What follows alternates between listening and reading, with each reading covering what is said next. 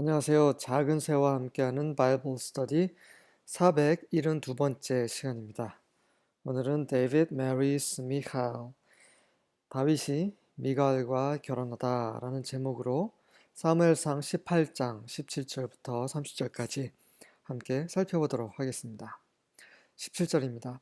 Saul said to David, Here is my older daughter Merab. 사울이 다윗에게 말했습니다.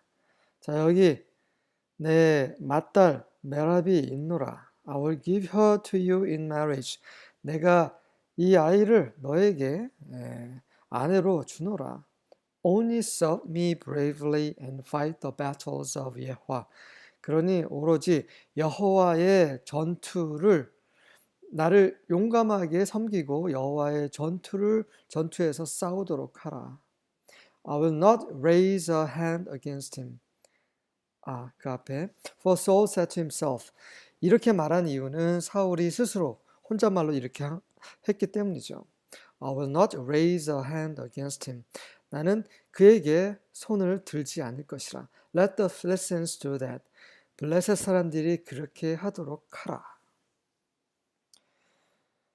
자기 맏딸을 아내로 다윗에게 주겠노라 라고 제안한 이유는 바로 다윗을 죽이려고 하는 뜻인 거죠. 자기 손에 피를 묻히지 않고 전쟁통에서 죽게 만들려고 이러한 제안, 미끼를 쓰는 거죠. 정말 나쁜 사람입니다. 네. 그리고 여호와의 전투라는 말까지 썼어요.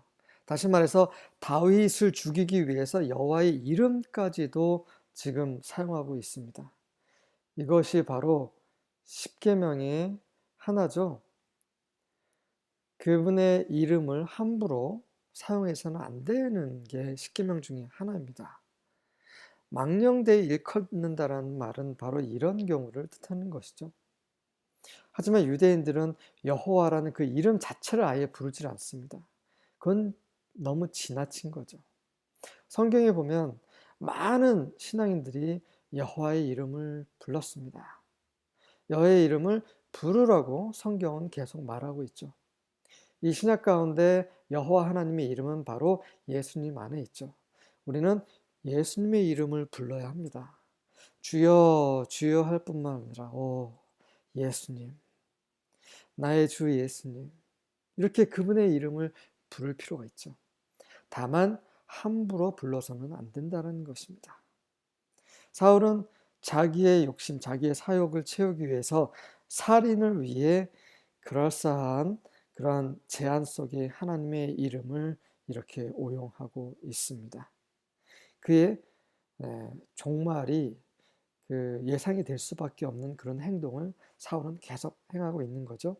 메랍이란 뜻은 증가하다라는 의미가 있습니다. 18절과 19절입니다. Who am I and what is my family in Israel that I should be the king's son-in-law? 내가 누구길래 그리고 내 가족이 이스라엘에서 무엇이길래 내가 왕의 사이가 될 수 있을 것인가? David exclaimed. 그렇게 다윗이 소리쳤습니다. 다윗은 충분히 자격이 있죠. 충분히 자격이 있습니다. 사울을 치료하는 사람이고요. 그리고 군사령관입니다. 모든 전투에서 승리를 이끄는 그러한 군사령관이에요. 그러면 왕의 사위가 될 수 있지만 다윗은 겸손합니다. 네. 다윗의 이름 안에 겸손함이라는 의미가 있어요. 히브리어로 보면 다비드라고 하죠. 달렛이라는 알파벳이 앞뒤로 있습니다. 이 달렛이라는 것은 문이란 뜻이고요. 이 문이란 것은 이제 겸손하는 의미가 있습니다. 옛날의 문은 천막 문이죠. 그래서 그냥 위에 걸려 있어요. 그래서 보잘것없는 그런 것을 상징합니다.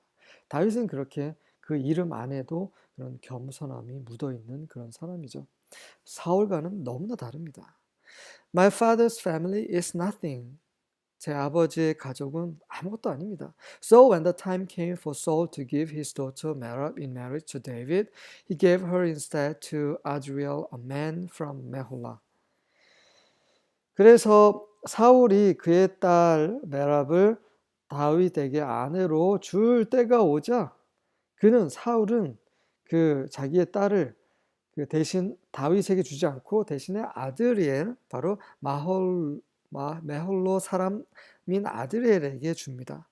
다시 말해서 약속한 것을 지키지 않는 사울이죠. 정말 사울은 진실되지 못합니다. 하지만 이러한 약속을 지키지 않은 사울 왕에 대해서 절대 다윗은 따지지 않습니다. 우리 같았으면 따지겠죠. 왜 약속을 안 지키시면 결혼 사위를 삼겠다고 하신 때는 언제고 이렇게 말을 바꾸십니까? 라고 말을 할 수도 있는 거죠. 그렇게 말을 대놓고 하진 않더라도 속으로 짜증을 낼 수도 있겠죠. 하지만 다윗은 그렇지 않습니다. 그렇지 않았다는 것을 어떻게 알 수 있습니까? 다음 구절을 확인하면 알 수 있죠. 20절부터 22절입니다. Now Saul's daughter Michal loved David. 그 당시 사울의 딸, 또 다른 그 딸인 그 미칼은 다윗을 사랑했습니다. And they told Saul, and the thing pleased him. 그래서 그 사람들이, 주위 사람들이, 신하들이겠죠? 신하들이 사울에게 그런 말을 했어요. 그러자 그 일이 그를 기쁘게 했습니다. 그 왕의 딸 미칼 공주가 다윗을 사랑하고 있습니다. 라고 말하자 갑자기 또 사울의 마음이 흐뭇해진 거죠. 다윗을 사위로 삼을 생각이 흐뭇한 것입니까? 아니죠. 죽일 수 있는 또 한 번의 기회를 얻어서 기쁜 거죠. Saul thought, 사울은 생각했습니다. Let me give her to him, that she may be a snare for him, and that the hand of the Philistines may be against him. 내가 미갈을 그에게 줘서 그녀가 그에게 덫이 되게 할 수 있을 것이다. 그래서 블레셋 사람들의 손이 그에게 반해서 있을 것이다. 다시 말해서 블레셋 사람들이 다윗을 죽일 수 있을 것이다 라는 말이죠. Therefore Saul said to David a second time. 그래서 사울이 다윗에게 두 번째로 이렇게 제안합니다. You shall now be my son-in-law. 너는 이제 나의 사위가 될 수 있을 것이다. And Saul commanded his servants, speak to David in private and say, Behold, the king has delight in you, and all his servants love you. Now then, become the king's son-in-law. 그래서 이제 신하들에게 몰래 명령해서 다윗에게 아주 개인적으로 다윗에게 이런 말을 하라고 시킵니다. 보라, 왕께서 당신을 기뻐하십니다.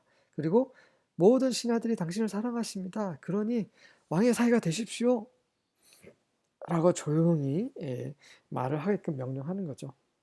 이 대놓고 다윗에게 말하니까 계속 다윗이 제가 뭐라고 이렇게 감히 어떻게 사위가 될 수 있겠습니까? 라고 하는 것 같으니 개인적으로 정말 한 번 더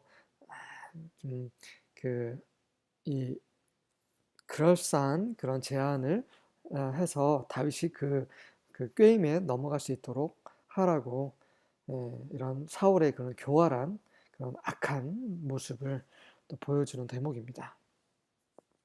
23절부터 25절입니다. So Saul's servants spoke these words to David. 그래서 사울의 종들이 그런 말을 다윗에게 전했습니다. But David said, 하지만 다윗이 말했습니다. Is it trivial in your sight to become the king's son-in-law, since I am a poor man and lightly esteemed?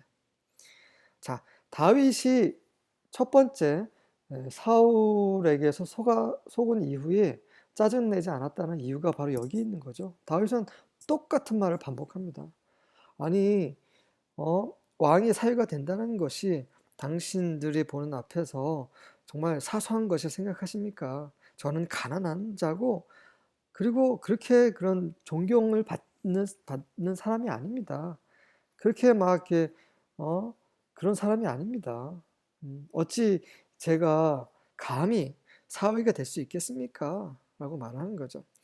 The servants of Saul reported to him according to these words which David spoke. 그러자 사울이 보낸 그 신하들이 다윗이 한 말을 그대로 그에게 전했습니다. Saul then said, 그러자 사울이 다시 말했습니다. Thus you shall say to David. 이렇게 다시 다윗에게 말할지라. The king does not desire any dowry except 100 foreskins of the Philistines to take vengeance on the king's enemies. 그 왕은 그 블레셋 사람들의 그런 포피죠. 그 포피 100개 외에는 그 혼인, 지참금, 혼수를 바라지 않으신다. 이것을 바라는 이유는 바로 왕의 그 원수들에게 복수를 하기 위함이다. 그러니 이렇게만 해준다면 기꺼이 딸을 아내 삼게 해주겠다. Now Saul planned to make David fall by the hand of the Philistines. 그 당시 사울은 그렇게 해서 다윗이 블레셋 사람들의 손에 의해서 그 망하게 하려고 계획을 했던 것이죠. 네, 이러한 다윗과 너무 다른 사울 밑에서 다윗은 계속해서 어떻게 권위 앞에서 원망하지 않고 불평하지 않고 그 자기 자신의 위치를 지키는 그런 훈련을 다윗은 계속 받고 있습니다. 26절과 27절입니다. And when his servants told David these words, it pleased David well to be the king's son-in-law. 그의 종들이 다윗에게 이런 말을 전하자 그것으로 인해서 다윗은 왕의 사위가 될 수 있다는 것으로 인해서 굉장히 기뻐했습니다. And the days were not expired. 그래서 이제 그러한 약속의 날이 이제 다 만료되기 전에 이런 말이죠. Wherefore David arose and went. 그래서 다윗이 일어나서 갔습니다. He and his men and slew of the Philistines 200 men. 그래서 그와 그의 사람들이 그 블레셋 사람들 200명을 죽였어요. 사울은 100명에 대한 그 포피를 가져오라고 했는데 다윗은 200명을 죽였습니다. 두 배에 대한 그런 그 혼수를 이제 가지고 오는 거죠. And David brought their foreskins and they gave them in full tale to the king that he might be the king's son-in-law. 그래서 다윗은 그들의 포피를 가지고 와서 그런 왕에게 full tale 그 모든 이야기들을 다 함께 전하면서 그런 포피를 왕에게 전해서 그가 왕의 사위가 될 수 있도록 했습니다. 그래서 제가 왕께서 약속하신 그 100개 이상 2배로 제가 가지고 왔으니 제 사위가 되게 해 주십소라는 이런 그런 말과 함께 그 사울이 명한 것을 가지고 온 것입니다. And Saul gave him Michal his daughter to wife. 그래서 사울은 약속한 대로 자기 딸 미갈을 아내로 다윗에게 주게 됩니다. 28절과 29절입니다. Saul realized that Yahweh was with David and that his daughter Michal loved him, and he became even more afraid of David. 그 다윗이 200명을 죽이면서 다윗도 죽을 수 있을 거라고 기대를 했지만 다윗과 다윗의 사람들은 전혀 해를 입지 않고 정말 대승을 거두고 또 온 것이죠. 그러자 이제 사울이 이제 깨달은 것입니다. 또 한 번 깨달은 것입니다. 여호와께서 다윗과 함께 하고 계시다는 것을 다시 한번 깨닫고 또 그의 딸마저 그를 사랑하는 것을 알게 되니 더욱더 다윗을 두려워할 수밖에 없는 거죠. 자기 아들 요나단과 딸 미칼까지 다윗을 사랑하고 모든 신하들과 모든 군사들이 다윗을 따르고 있고 하나님도 함께 하시고 그러니 사울이 두려울 수밖에 없는 거죠. As a result, Saul was David's enemy from then on. 이제 그 결과 사울은 그때부터 이제 계속 쭉 다윗의 원수가 되었습니다. 정말 사울은 불쌍한 사람이에요. 자기를 치료하는 사람, 그리고 자기의 장군, 그리고 사위까지 원수로 만들어버리는 정말 그런 불쌍한 사람입니다. 그가 이렇게 하나님께 속한 모든 것과 하나님께 속한 모든 사람과 원수가 된 것은 바로 그가 하나님께 불순종함으로 하나님으로부터 떨어졌기 때문이죠. 우리가 하나님께 가까이 가면 하나님은 우리에게 가까이 하십니다. 하지만 우리의 욕심과 우리의 정욕과 우리의 육체대로 행동하게 되면 하나님으로부터 멀어지게 되고, 그러면 하나님도 그분의 임재를 걷어 가시죠. 결국 사울은 그러한 길을 가고 있습니다. 이것을 우리에게 보여주신 것은 사울처럼 살지 말라고 우리에게 경고하시는 거죠. 30절입니다. Then the leaders of the Philistines went forth. 그리고 나서 블레셋의 그런 지휘관들은 이제 갈 길을 갔습니다. And it happened. 그리고 그런 일이 있었죠. As often as they went forth. 그들이 나갈 때마다 that David behaved himself more wisely than all the servants of Saul. 다윗은 사울의 모든 그 신하들보다 훨씬 더 지혜롭게 행동했습니다. So that his name was highly esteemed. 그래서 그의 이름, 다윗의 이름은 아주 높이 존경받게 되었습니다. 정말 다윗은 계속해서 사울이라는 환경, 시험, 테스트 안에서 훌륭하게 그 테스트를 통과하고 있는 모습입니다. 다윗의 천연적인 그런 지혜가 아닌 바로 하나님께서 함께 하심으로 통과하고 있는 거죠. 예수님도 그 성령께 이끌려서 그 시험에 통과하시는 거죠. 성령이 함께 하시지 않으면 시험에 통과할 수 없습니다. 그래서 늘 우리는 우리 안에 계신 성령께 귀를 기울이고 그분이 기뻐하신 대로 그분께 순종할 때 우리 앞에 있는 모든 시험을 이길 수 있을 것입니다. 아멘.